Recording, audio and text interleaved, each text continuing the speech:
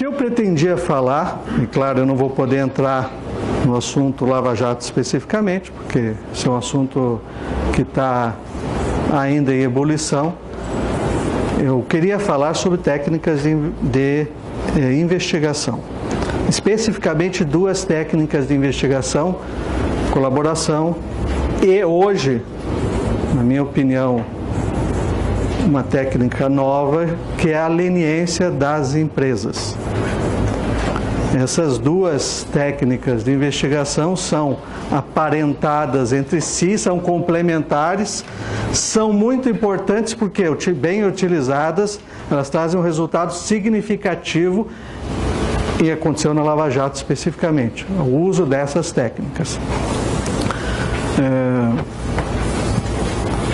Gosto também, como todo promotor, gosto do debate, então eu não gosto da palestra.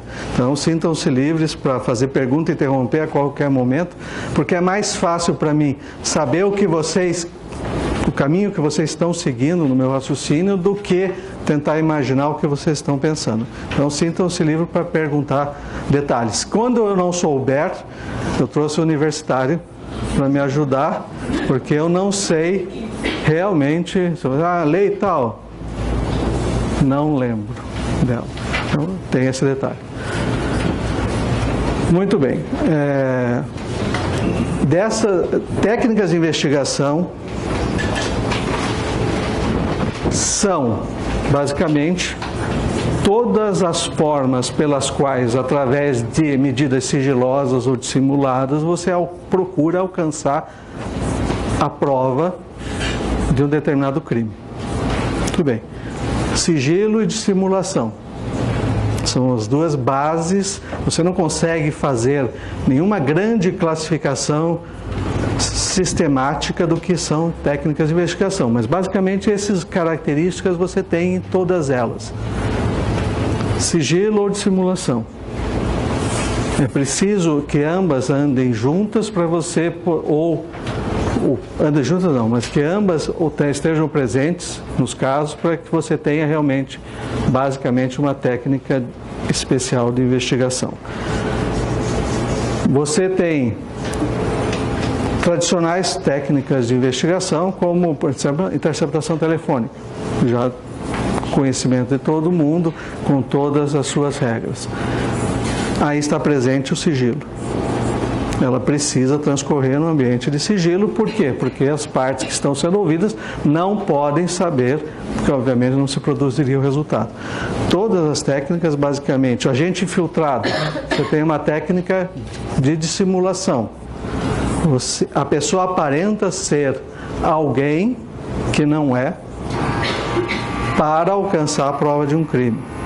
É uma técnica, não sei até onde no Brasil ela é efetivamente usada. Eu, algumas vezes, tive a oportunidade, nunca gostei da técnica, porque envolve sempre a colocação em risco de uma pessoa. E existem oportunidades que você pode combinar técnicas de investigação. Você pode ter, não um agente público infiltrado, mas você pode ter um colaborador que retorna à atividade criminosa com autorização. Aí nós temos um réu, colaborador, infiltrado num tipo de ação controlada, que também é uma técnica especial de investigação.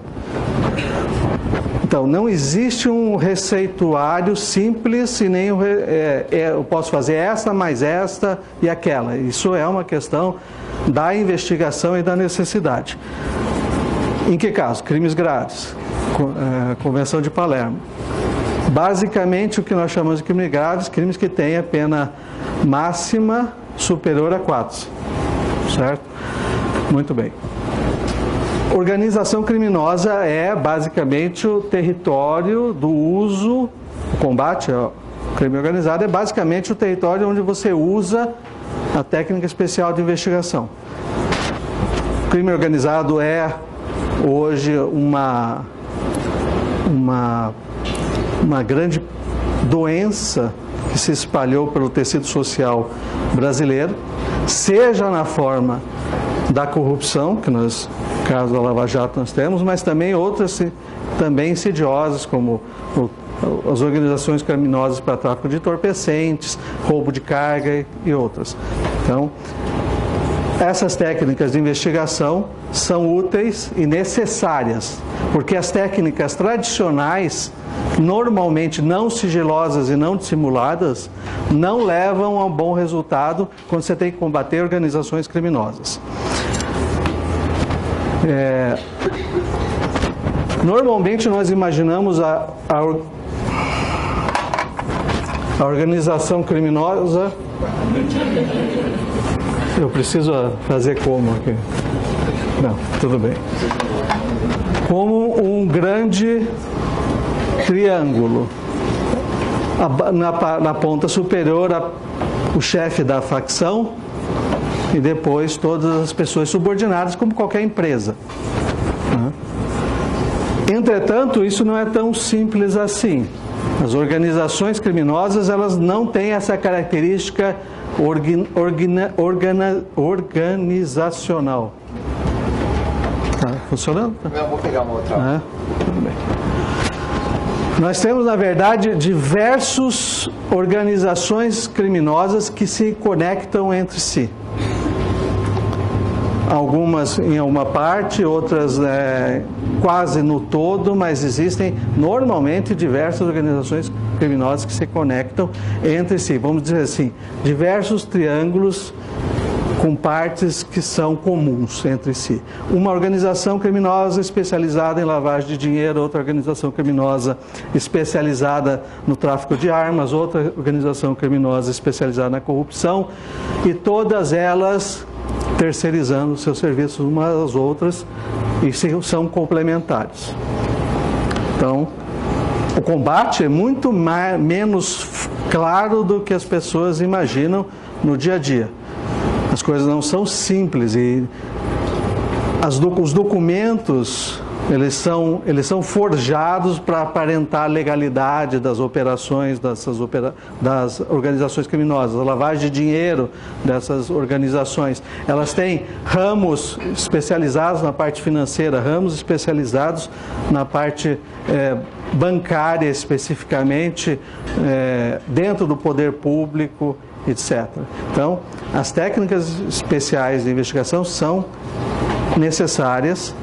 Não há como fugir disso para você investigar uma organização criminosa. Caso de corrupção. Nós verificamos diversas organizações criminosas atuando separadamente em órgãos públicos diversos, atendendo interesses políticos, pessoais diversos, às vezes coordenadas frouxamente por elites de diversos tipos, no nosso caso, elites político-partidárias. Como nós podemos atuar nesses casos? Desde o começo da Lava Jato, nós pensamos quem está nesse momento. E nós sabemos, quando eu cheguei, quem estava preso? Alberto Youssef. Alberto Youssef é um conhecido doleiro de Londrina, que teve a sua prisão ainda na investigação do Banestado, que eu participei, junto com o Dr. Deltan, junto com o Dr. Orlando, junto com o Dr. Januário, que estão hoje na mesma força-tarefa da Lava Jato. E esse doleiro tinha feito uma colaboração premiada ainda no ano de 2004, comigo. Esta foi a primeira colaboração premiada realizada nos moldes que hoje é adotada pela lei do crime organizado. Quer dizer, escrita como um contrato, clausulada, com as obrigações, o que ele vai dizer, entregar tal assunto, quais são as penas, quanto tempo vai durar. Nesse momento, nós tínhamos, por exemplo, então, a pessoa do Alberto Youssef. Colaborador, com a colaboração ainda em andamento. A colaboração de 10 anos antes ainda estava em andamento. Ainda estava válida e podia ser revogada. O que nós fizemos? Revogamos e trouxemos ele para uma nova colaboração. Da colaboração dele, da colaboração de Paulo Roberto Costa, e outras vão se surgindo. Isso nós chamamos de teoria do dominó. Uma colaboração leva a outra, que leva a outra, que leva a uma prisão, que leva a uma busca e apreensão, que leva... Nós precisamos fazer, toda a colaboração premiada tem esse objetivo. Fazer com que as peças seguintes vão caindo, das diversas organizações criminosas, porque Alberto Youssef, no começo dessa operação, apenas estava entregando um automóvel, comprou um automóvel para o diretor da Petrobras. A partir deste fato, nós chegamos hoje a esta situação de investigação generalizada do sistema político. Então, esta sequência mostra bem o que nós chamamos de teoria dominó. As técnicas de investigação, elas não visam necessariamente só provar o crime naquele momento investigado, mas provar diversos outros crimes em sequência. E o principal, elas valem muito mais se elas realmente chegarem a esse resultado.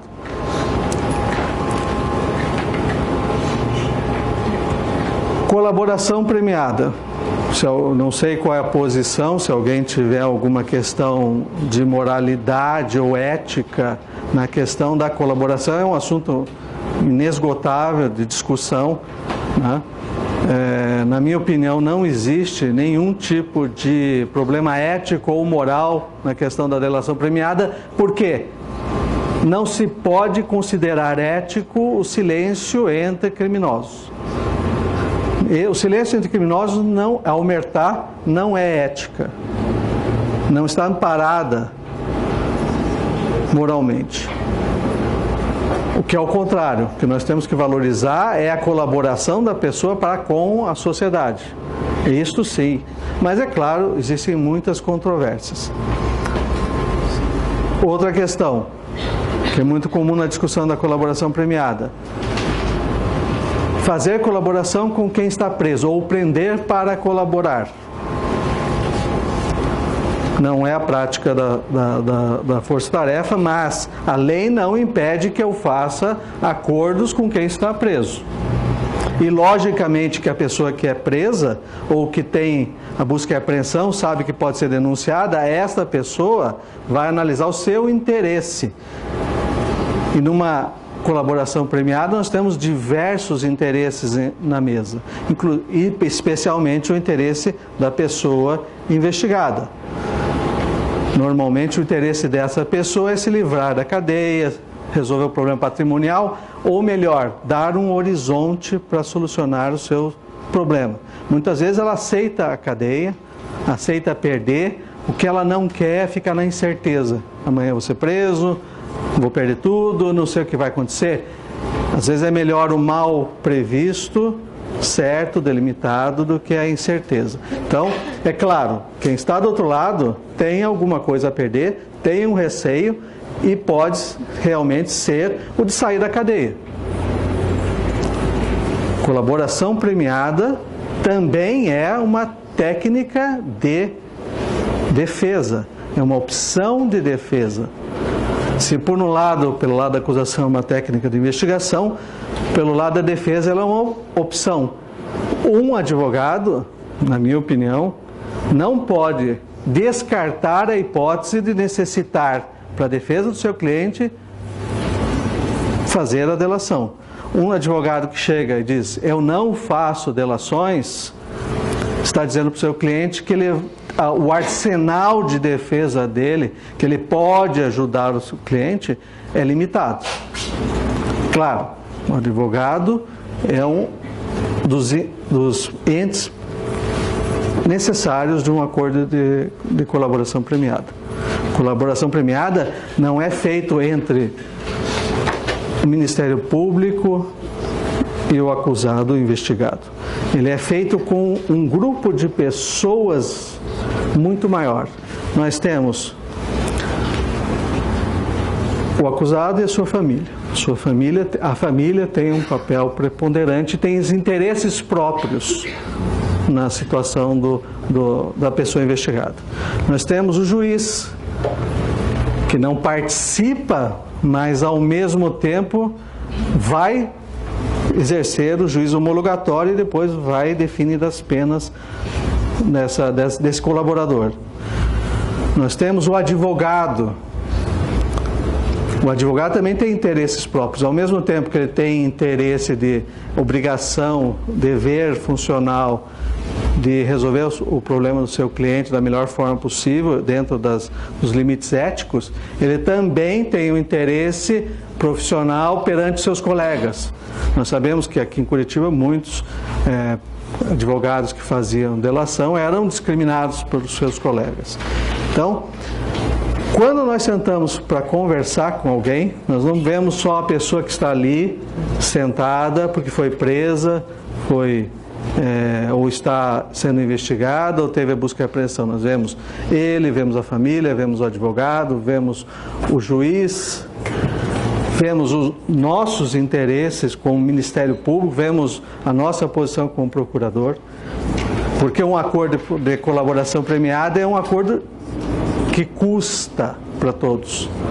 Eu tenho que chegar para a sociedade e dizer: este acordo valeu, porque ao mesmo tempo eu estou dando um benefício para alguém que cometeu um crime. Eu tenho também a responsabilidade social. Então, não é um acordo entre duas partes. É um acordo de múltiplas partes, múltiplos interesses. E como toda negociação, é uma negociação bastante, por esses múltiplos interesses, bastante complexa. Tá?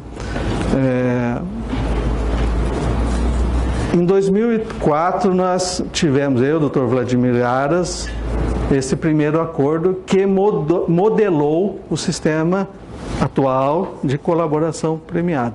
Esse é o que nós chamamos de modelo paranaense, porque existia um modelo paulista, que era feito muitas vezes informalmente, em audiência, sem nenhum tipo de documentação do que tinha sido decidido, acordado. Como nós tivemos alguns problemas com esse modelo durante o ano de 2003, em São Paulo, e nós tínhamos a experiência também do Rio de Janeiro do mesmo modelo, quando surgiu a oportunidade de fazer o acordo com o Alberto Youssef no Banestado, nós optamos pelo sistema de contrato clausulado. E esse é o sistema da lei atual. Não é um contrato simples, ele prevê como objeto tudo aquilo em que ele vai nos auxiliar, ponto a ponto. Isso é colocado em anexos, depois eu explico o porquê ele é colocado em anexos. É especificado os benefícios que ele vai receber, desde da pena, do regime, dos bens, eventualmente um perdão. Tudo isso é discutido exaustivamente, muitas vezes por meses, antes de se chegar a uma determinada decisão. O juiz não participa.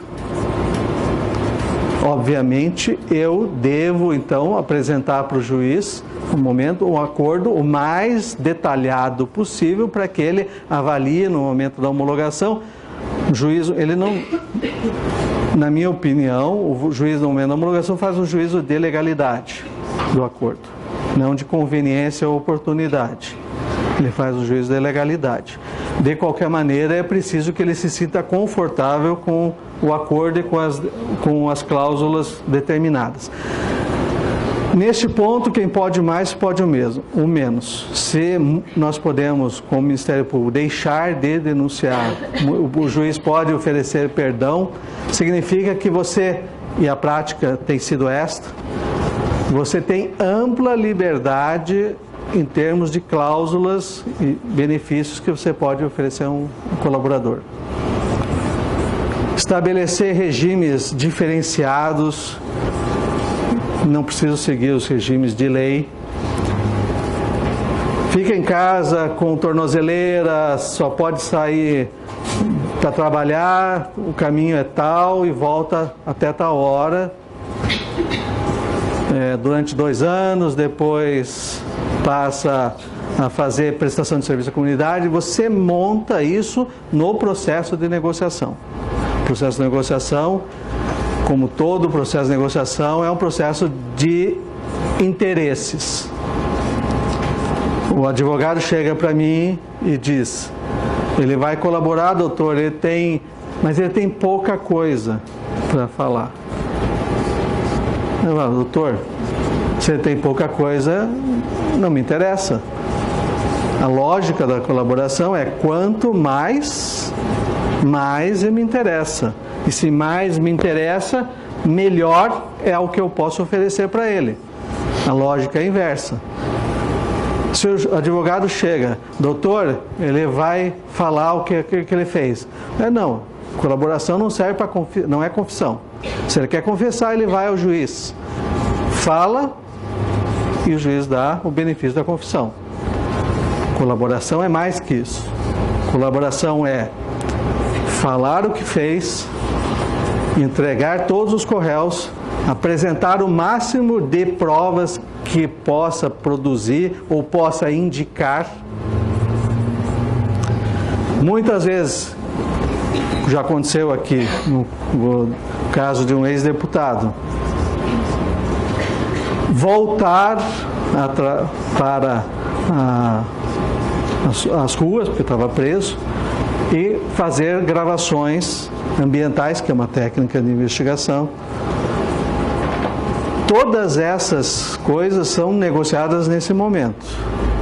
Quanto mais utilidade eu tiver, por exemplo, olha, doutor, tenho fulano de tal que está me prometendo isso e tal. Então você vai fazer uma gravação. Pedimos para o juiz, ele autoriza e a pessoa vai lá e faz essa gravação.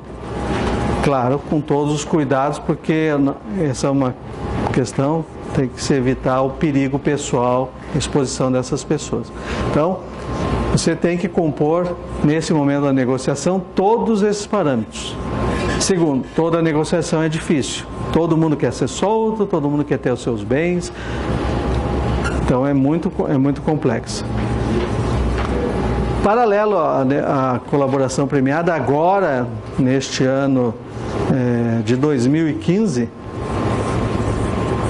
nós iniciamos uma nova prática baseada na lei do CAD e na lei do crime organizado e na lei anticorrupção, que é a leniência das empresas perante o Ministério Público com efeitos cíveis de improbidade e penais. É uma coisa bastante inovadora, mas já é aceita pela nossa Câmara Superior do Ministério Público Federal. Ela é homologada para efeitos cíveis no Ministério Público Federal e homologada nos efeitos penais para colaboradores de melhor importância perante o juízo criminal. Essa tem sido a prática. Nós já temos 3 casos. No primeiro caso, a Cetal Óleo e Gás, uma pequena empresa que participava do cartel e nos trouxe todas as provas sobre como funcionava o cartel e trouxe também, porque daí ela abre o acervo documental da empresa para que nós procurássemos os documentos que provavam o cartel. Ou ela já nos traz muitas vezes, mas nesse primeiro caso nós fomos procurar, o CAD foi procurar conosco esses documentos. Segunda empresa, Camargo Correia, trouxe diversos crimes do cartel, que eu já tinha, comprovando o cartel, mas ela teve que acrescentar outros, porque o cartel eu já sabia. Eu quero outro. Se você não me trouxer nada mais, eu não posso oferecer a leniência. Pagamento de 700 milhões de reais para ressarcimento das vítimas, nesse caso principalmente Petrobras, além de colaboração firmada autonomamente com algumas pessoas da diretoria, que foram apenadas e colaboraram com a justiça. Normalmente colaboração e leniência caminham juntas, normalmente não necessariamente. Terceira leniência é Andrade Gutierrez. Trouxe cartel, trouxe o segundo assunto, que a outra já tinha trazido. Trouxe o terceiro assunto, que a outra tinha trazido. Tem que trazer mais. Trouxe o quarto, quinto, sexto assunto, traz os documentos e agora vai ter que pagar R$1 bilhão para ressarcir as vítimas. Muito bem. Esses dois instrumentos nós podemos chamar de técnicas especiais de investigação, que apesar de o efeito cível, mas elas têm por finalidade basicamente nos instruir e nos auxiliar com documentos. Veja bem, todo mundo critica a colaboração, ela é antiética, o colaborador só traz a palavra dele, qual é a garantia que ele não está mentindo? Mas quando uma empresa senta na mesa, assina um acordo, o nível de segurança do sistema é muito maior. Por quê? Porque ela vai abrir todo o acervo documental dela. Um exemplo clássico, caso da Camargo Correia. Ela usava empresas gêmeas para pagar propina. O que é uma empresa gêmea na nossa terminologia específica Lava Jato? Significa uma empresa que tem uma parte boa, ela presta serviço realmente, e uma parte que lava dinheiro. Quando uma empresa é só laranja, é fácil. Mas quando a empresa tem uma parte de prestação de serviço ou de vendas e também uma parte de lavagem de dinheiro, fica muito mais difícil, porque essas coisas se misturam e você não consegue distinguir olhando de fora. Se não fosse ela nos trazer o nome de todas as empresas, supostamente de todas as empresas que faziam esse tipo de trabalho para elas, dificilmente nós teríamos atingido um bom resultado nas investigações da Camargo Correia. Então, essa informação que vem de dentro é muito importante. O nível de confiança que você tem quando você faz uma leniência de uma empresa é muito maior. Muito bem. Basicamente, essas duas técnicas normalmente andam juntas. Por quê? Isso aí, perguntem, aonde está na lei? Quando nós fizemos a colaboração premiada em 2003, havia recortes de leis diversas que nós montamos para dizer, isto aqui pode ser feito porque o sistema diz... O sistema sustenta, o direito é sistemático e você pode, dentro dele, distinguir que havia já o Instituto da Colaboração Premiada. Só que alguém precisa sentar e fazer. Nós fizemos. A mesma coisa agora. Sentamos e dissemos, existe dentro do sistema leniência. No CAD, leniência da lei anticorrupção. Leniência administrativa, no CAD para direito econômico. Da lei de corrupção civil para os efeitos de aplicação de penalidades administrativas por atos de corrupção praticados por funcionários de uma determinada empresa. A principal penalidade é a idoneidade da empresa perante o poder público. Entretanto, ficava um vácuo. Se ela ia no CAD, a lei do CAD ainda permite que haja efeitos penais. Quer dizer, ela entrega... O Ministério Público participa do acordo e há efeitos penais em benefício dos executivos. A lei anticorrupção, ela só dava o benefício para a empresa. Que empresa, então, iria para a CGU e dizer, realmente, funcionários meus corromperam, está aqui os documentos, eu quero ser beneficiado do acordo de leniência, entretanto, o que eu faço com meus funcionários? Eles estão expostos, eu vou ter que entregá-los. E isso era um impedimento para a efetividade dos acordos de leniência na esfera da lei anticorrupção.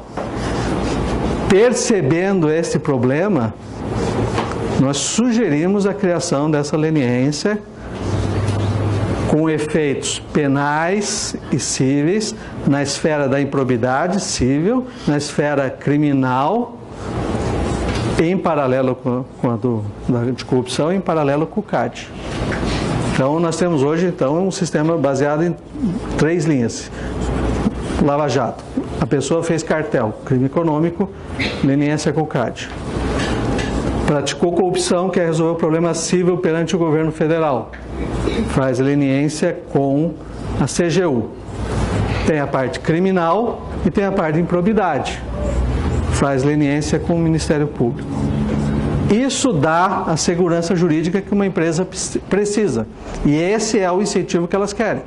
Elas querem, uma vez que elas têm o interesse de resolver uma situação e a empresa ainda tem uma necessidade de uma segurança jurídica muito grande, porque as pessoas não percebem. A empreiteira, por exemplo, ela não veio para a mesa só porque o dono dela está preso ou eventualmente porque está sendo investigada. Ela vem porque, se ela está investigada, ela não tem crédito, ela não participa de licitações muitas vezes, ela tem dificuldade de conseguir cartas de garantia.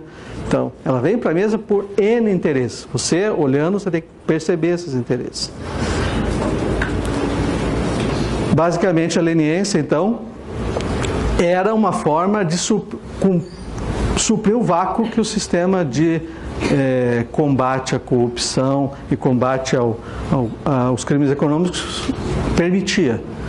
Nós usamos a lei do CAD, usamos a lei anticorrupção, fizemos um sistema, sentamos na mesa, as empresas aceitaram, nós fomos em Brasília, convencemos que isso era necessário, a nossa Câmara Superior passou a homologar a parte civil, fomos ao doutor Moro, dissemos, existe um efeito penal aqui, eu peço então a homologação desse acordo de leniência. Hoje então nós temos acordos de colaboração homologados no crime, acordos de leniência homologados tanto na esfera administrativa interna do Ministério Público, na parte civil de improbidade e também na esfera criminal. Eu acho mais interessante a leniência porque é um fato que está acontecendo. Hoje em dia nós temos aí diversas outras empresas nos procurando. Com esses primeiros acordos de leniência nós tivemos diversas empresas estrangeiras que vieram nos procurar. Nós fizemos uma investigação interna. Está aqui, nós queremos conversar para resolver esse problema. Então, aí que está, nenhuma dos dois casos estava previsto em lei, mas o sistema suportava uma interpretação que era possível fazer esse acordo. Tanto que em 2003 esses acordos foram feitos, foram homologados de colaboração. Inclusive, 2 acordos foram suportar as decisões do mensalão, não foram feitos perante o Supremo, mas o Supremo aceitou os réus colaboradores, já no caso do mensalão, e, na verdade, ela só foi sistematizada agora, recentemente. Mesma coisa com a leniência. Hoje, ninguém mais discute se o Ministério Público pode fazer leniência. Há um ano e meio atrás, isso era algo que ninguém imaginava. Então, quando você investiga, você tem que usar os instrumentos que a lei lhe dá, mas também o que o sistema lhe permite. Existe um amplo campo de mistura dos diversos instrumentos de investigação. Então, eu sei que como juízes, essa criatividade às vezes pode parecer um tanto quanto complexa. Aí que está a virtude, por exemplo, do Dr. Moro. O que é? Você senta na frente, o que é isso aqui? Você explica, é assim, assim, assim, assim, assim, assim. Responde as questões, entendeu como funciona, concordou que aquilo é possível, homologa. Então, é preciso que haja essa compreensão. Eu preciso que o advogado entenda como funciona, eu preciso explicar porque é uma coisa totalmente nova. Então, existe as técnicas especiais de investigação, apesar do princípio da legalidade, que sempre é importante, elas também, lembre-se, o princípio da legalidade não significa estar necessariamente expresso em lei, pode ser derivado do próprio sistema. Muito bem. Como funciona uma leniência? A empresa chega para mim, eu quero conversar, doutor, que eu tenho uns assuntos que nós descobrimos, nós estamos envolvidos no escândalo tal. Muito bem. Então, eu explico. Funciona da seguinte maneira. São 3 pilares básicos. A autoincriminação, a entrega de fatos novos que eu desconheço e o ressarcimento. Sem esses 3 pilares não se faz leniência, pelo menos não na Lava Jato, e desconheço alguém mais que tenha feito leniência no país. São os 3 pilares básicos que nós fincamos pé. Esses pilares estão basicamente expressos na lei do CAD. Você, a primeira, você traz os fatos que eu desconheço, se declara culpado, apresenta todas as provas e propõe um ressarcimento. Nós negociamos e esses são os 3 pontos básicos de uma leniência. A segunda que vier sobre o mesmo escândalo, ela tem que trazer a autoincriminação, novos fatos que eu desconheço. A lei do CAD fala em novo mercado, que significa que não é do mesmo esquema criminoso. Se é um novo mercado, significa que é um esquema criminoso diferente, e traz também ressarcimento. Ressarcimento, multa que deve ser maior que a primeira. Aí vigora a ideia de que você tem que criar incentivos para que as pessoas espontaneamente venham. Então a lei do CAD foi muito inteligente e trouxe para nós a teoria dos jogos. Trouxe para dentro do direito a teoria dos jogos. A primeira tem um benefício, a segunda tem um benefício menor. Também é possível fazer com uma terceira, mas daí é menor ainda. Nós adotamos isso na Lava Jato. Então, a primeira fez um acordo de cerca de 70 milhões, a segunda foi de 700 milhões e a terceira foi de 1 bilhão. É claro que isso também, outros fatores vão influenciar a valoração desses, como nós quantificamos esse número. Mas em termos absolutos, não precisa ser maior, mas em termos relativos, ela deve ser maior. Eu preciso fazer bem essa distinção. Então, a leniência permite que eu faça a mesma coisa que a colaboração, só que com efeito multiplicador muito maior e com uma garantia de qualidade de prova muito superior. Eu vou ter toda a empresa levantando todos os documentos e a contabilidade, e ela vai me trazer tudo isso perfeitamente organizado, com todas as pessoas de dentro da empresa que participaram do crime para prestarem depoimentos. Então, com isso nós temos realmente a capacidade de multiplicar o efeito de uma investigação exponencialmente. Por isso que eu não comecei, nós começamos, isso é o doutor, aqui é o principal responsável, com um fato menor, denunciado em 2014, e em 2016 nós estamos investigando todo o sistema político corrompido. É esse efeito multiplicador que a colaboração e a leniência produzem é que permite um avanço tão rápido em investigações. As duas técnicas têm seus limites, têm seus problemas, tá? É preciso identificar isso claramente Nós temos ainda uma discussão toda teórica para ser feita.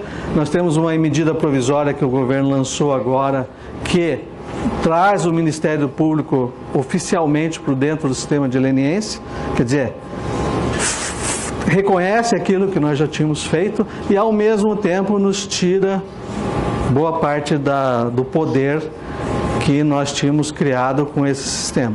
Quer dizer, o governo tentando compor e evitar danos maiores, evitar que outras empresas apareçam, novos casos apareçam, etc, etc, etc.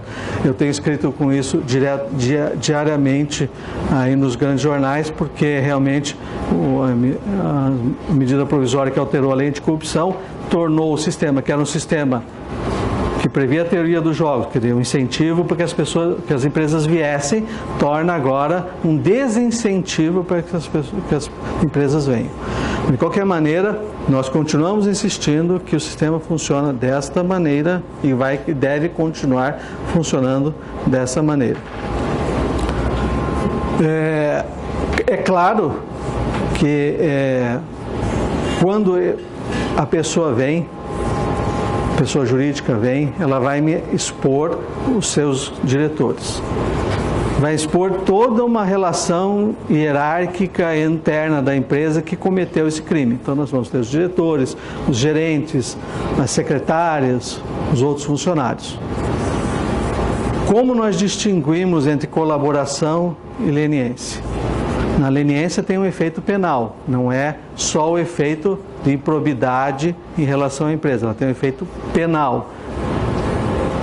Nós dizemos assim: muito bem, fulano, beltrano e ciclano, se eu tivesse com esses fatos na mão, eles seriam denunciados. Se eles seriam denunciados, eles são os principais responsáveis, essas pessoas têm que fazer colaboração. Nós botamos os diretores, então, para fazer colaboração. Os demais ficam no sistema de guarda-chuva, previsto na lei do CAD. Que significa, aqueles que aderirem à leniência e colaborarem com a justiça receberão, não serão processados.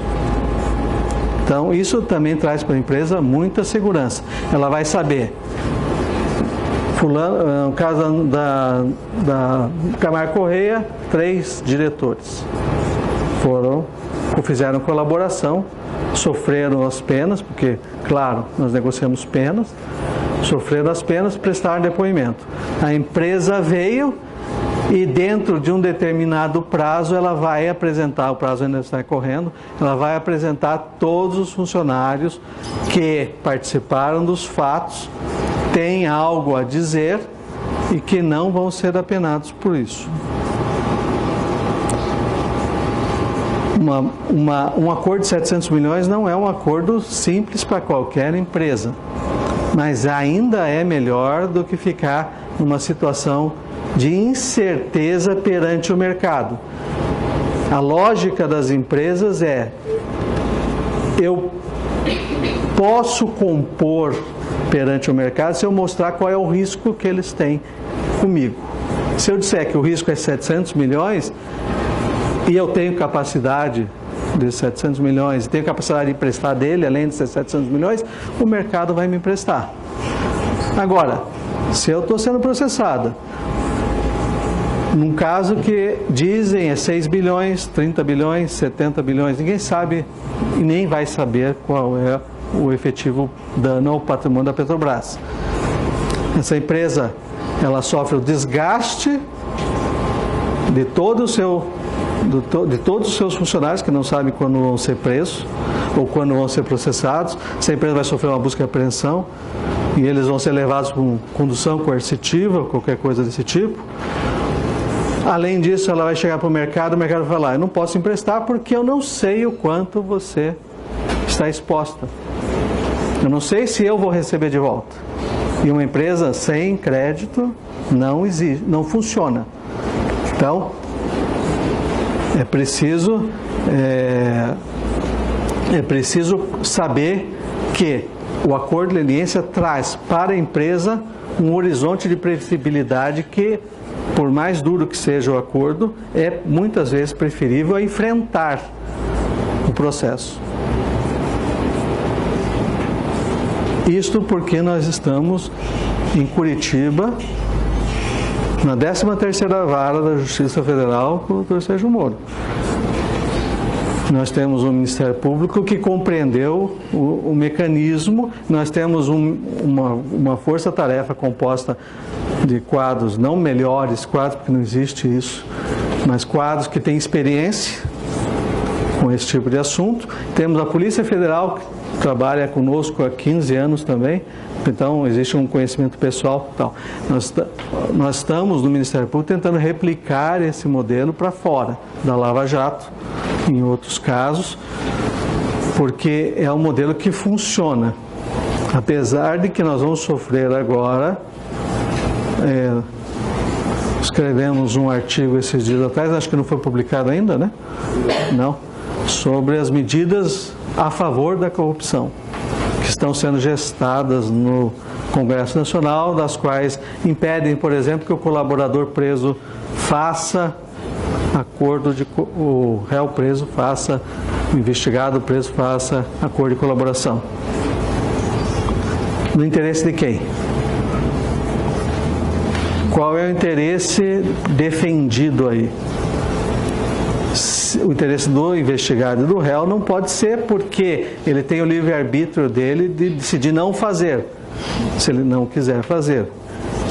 O interesse aí defendido por essa medida é daqueles que seriam revelados por essa pessoa. Nós temos medidas que alteraram recentemente a lei anticorrupção, facilitando os acordos perante o governo federal, não exigindo mais um ressarcimento efetivo, tirando claramente a obrigação de autoincriminação, trocando por uma responsabilidade objetiva da empresa. Quer dizer, eu não preciso dizer que eu sou culpada, eu vou ser responsabilizada por isso sem assumir a culpa, sem trazer provas, sem nada. E além de tudo, se uma segunda empresa vier, ela não precisa apresentar nada de novo, além do que já foi apresentado pela outra. Então, existe hoje em andamento um movimento, como que já aconteceu na Itália na época das mãos limpas, de alterarem as leis penais de modo a evitar fenômenos como o da Lava Jato. Nós estamos tentando replicar, nós temos as 10 medidas de combate à corrupção, que são algumas ideias, que tem 1,5 milhão de assinaturas já coletadas, que vão ser levadas ao Congresso Nacional. E temos, de outro lado, também no Congresso Nacional, já projetos de lei, medidas provisórias em andamento, que buscam o contrário. Então, esta é a situação do país em que vocês estão vivendo. Essas leis que vocês estão estudando hoje não valem amanhã. Não valem amanhã. Vão ser outras, mas de qualquer maneira é preciso que vocês tenham o domínio da técnica, o melhor máximo possível para darem soluções para o sistema anticorrupção, para o sistema anti-lavagem de dinheiro, para o sistema de combate ao crime organizado, roubo de cargas, tráfico de entorpecentes na área criminal. Também na área civil, improbidade administrativa, ações cíveis, etc. Precisa ter uma visão finalística do direito.